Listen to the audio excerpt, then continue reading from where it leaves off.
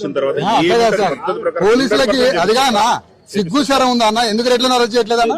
ఎందుకు అరెస్ట్ చేయట్లేదన్నా? మీరు ఒక డిఎస్పీ పోలీసు హోదాలో ఉండి వాళ్ళను పాపం చంపి ఆరోలను కొట్టి ఇంతమందిని కొట్టినా వాళ్ళని రెడ్లను ఎందుకు తీసుకొచ్చి అరెస్ట్ చేయట్లేదన్నా? రీజన్ ఏంటి? ఎవరు నెత్తురు కూడా తింటారో నాకు అర్థం కావట్లే. ఎందుకు అరెస్ట్ చేయట్లేదు? కారణం ఏంటి?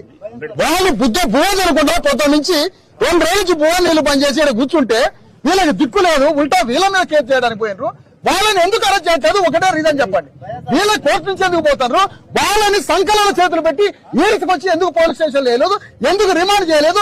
ఎందుకు అరెస్ట్ చేయలేదు? అసలు పోలీసులకు సిగ్గు సర్వం లేకుండా ఎందుకు నిలబడ్డారు ఇక్కడ? ఎందుకు అరెస్ట్ చేయడానికి పోతారు? ఎందుకు అరెస్ట్ చేయడానికి పోవట్లేదు మీరు? వాళ్ళని ఎందుకు అరెస్ట్ చేయలేకపోతున్నారు? మీ మీద ఒత్తిడి ఏంటి? అసలు కారణం ఏంటి? అసలు ఇంత బాహాటంగా, ఇంత దుర్మార్గమా? మీకు కుటుంబాలు లేవన్నా? మీకు భార్య పిల్లలు లేవన్నా? పిల్ల 2 నెలల పాపం చంపిండ్రు.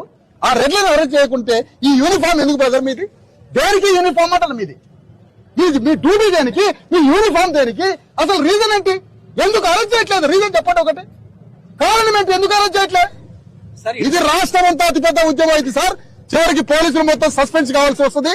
మీరు మర్యాదగా పోయి మీ పోలీసు అధికారులతో మాట్లాడుకుంటారో ఎవరితో మాట్లాడుకుంటారో వాళ్ళని ఇమీడియట్ గా 8 మందిలో వాళ్ళని ఈడ్చుకొచ్చి అరెస్ట్ చేసి రిమాండ్ చేసి తోచిపారండి. మర్డర్